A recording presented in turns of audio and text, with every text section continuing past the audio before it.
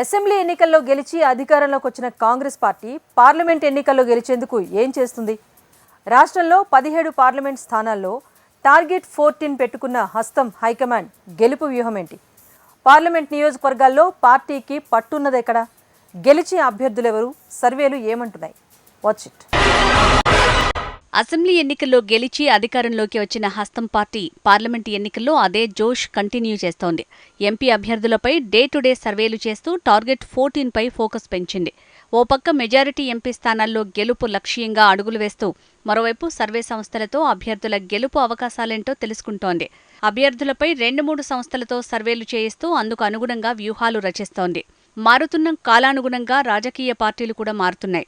ముఖ్యంగా అభ్యర్థుల ప్రచార తీరు, సోషల్ మీడియా వినియోగం లాంటి ప్రతి దాంట్లోనూ పార్టీలు అప్డేట్ అయ్యాయి. అయితే కొత్తగా అభ్యర్థుల బలాబలాలు, టికెట్ ఇస్తే గెలుస్తాడా లేదా, ఏ గ్రామం అభ్యర్థికి పార్టీకి అనుకూలంగా ఉంది, ఎక్కడ వ్యతిరేకంగా ఉందని తెలుసుకునేందుకు నంబర్ ఆఫ్ సర్వేలు చేయిస్తున్నారు.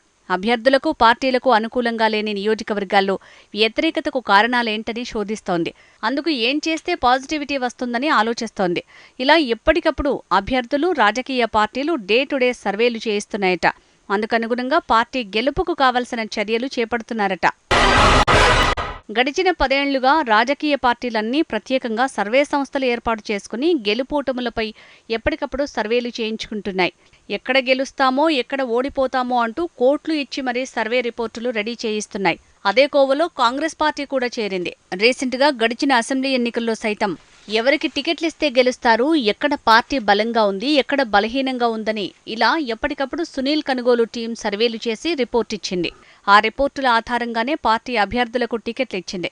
టికెట్ల కేటాయింపుల నుంచి ప్రచార సభలు, ఎవరెవరితో సమావేశాలు నిర్వహించాలి, ఎలా మాట్లాడాలి అనే అంశాలపై సునీల్ కనుగోలు టీం సూచించినట్టు చేయడంతో కాంగ్రెస్ పార్టీ అధికారంలోకి వచ్చిందని ఆ పార్టీ నమ్ముతుంది. ఇప్పుడు పార్లమెంటు ఎన్నికల్లో సైతం అదే ఫార్ములాను ప్రయోగించాలని పార్టీ హైకమాండ్ ఆలోచిస్తోందట. మెజారిటీ సీట్లు సాధించడానికి కాంగ్రెస్ పార్టీ అసెంబ్లీ ఎన్నికల్లో ఫాలో అయినట్టు ఇప్పుడు కూడా ఫాలో అవుతోందట.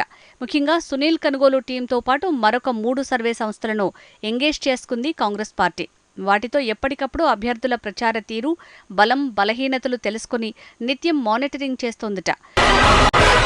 రాష్ట్ర వ్యాప్తంగా 17 పార్లమెంటు నియోజకవర్గాలుండగా ముఖ్యంగా వరంగల్లో కొత్త, పాత కలుపుకుని ముందుకు వెళ్లాలని సర్వేలు సూచించాయట. దాంతోపాటు మొన్నటి వరకు అసెంబ్లీ ఎన్నికల్లో బీఆర్ఎస్ నుంచి పోటీ చేసిన కడియం శ్రీహరి ఇప్పుడు కాంగ్రెస్ తరపున పోటీ చేస్తున్నారు. అందుకు కడియం పార్టీ మారిన విషయం గుర్తు చేస్తూ పార్టీ గుర్తును జనాల్లోకి తీసుకువెళ్లే విధంగా ప్రచారం చేయాలని సర్వే సంస్థలు కడియం శ్రీహరికి రిపోర్ట్ ఇచ్చాయట. కరీంనగర్ పార్లమెంట్ స్థానంలో మొన్నటి వరకు పార్టీ అభ్యర్థిని ప్రకటించలేదు కాంగ్రెస్ పార్టీ. కనుక ప్రచారంలో కొంత కాంగ్రెస్ పార్టీ వెనకంజలో ఉందని టాక్. కాబట్టి పోలింగ్ వరకు ప్రతి ఒక్క ప్రజాప్రతినిధి కరీంనగర్ విడిచి వెళ్లకూడదని సూచించారట సర్వే సంస్థల ప్రతినిధులు. ఆదిలాబాద్ పార్లమెంట్ స్థానంలో గతంలో బీజేపీ గెలిచిన స్థానం గనుక బీజేపీతో గట్టి పోటీ ఉంటుంది. ఆదిలాబాద్ పార్లమెంట్ స్థానంలో మెజారిటీ సీట్లు బీజేపీ గెలిచింది కాబట్టి మిగతా స్థానాల కంటే గట్టిగా ప్రచారం చేయాల్సిన అవసరం ఉందని సూచించాయి సర్వే సంస్థలు. నిజామాబాద్లో గతంలో బీజేపీ గెలవడంతో పాటు ధర్మపురి అరవింద్ అప్పుడు అమలు చేయని హామీలు, కాంగ్రెస్ 100 రోజుల్లో అమలు చేసిన పథకాలను గట్టిగా జనాల్లోకి తీసుకుని వెళ్తే గెలిచే అవకాశాలు ఎక్కువగా ఉన్నాయని సర్వే సంస్థలు రిపోర్టులు చెబుతున్నాయట.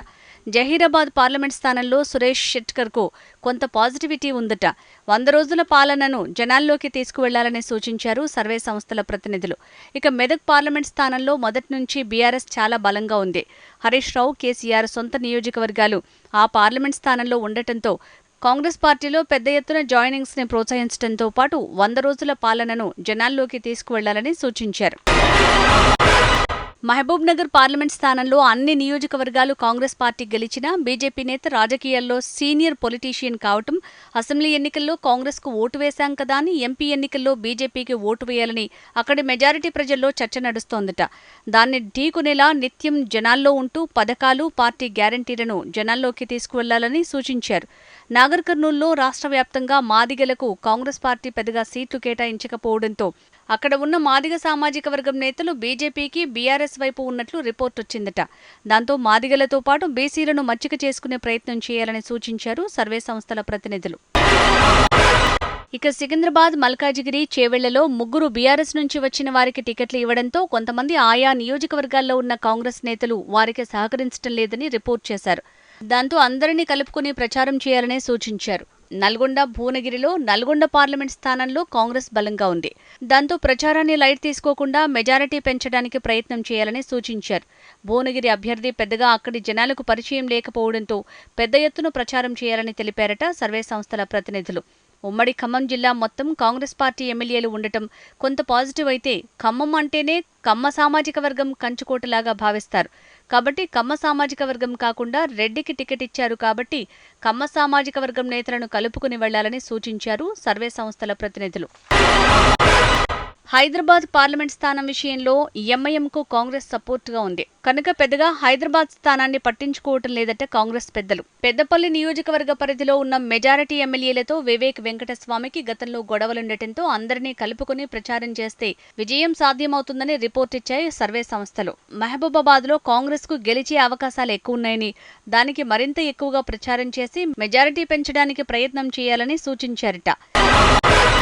ఇలా సర్వే సంస్థలను, పార్టీ బూత్ లెవెల్ ఏజెంట్లను ఎప్పటికప్పుడు మానిటరింగ్ చేస్తున్న గాంధీ భవన్ టీం పార్లమెంట్ ఎన్నికల్లో గెలుపే లక్ష్యంగా దూసుకుపోతోంది. టార్గెట్ 14 సాధిస్తామంటోంది.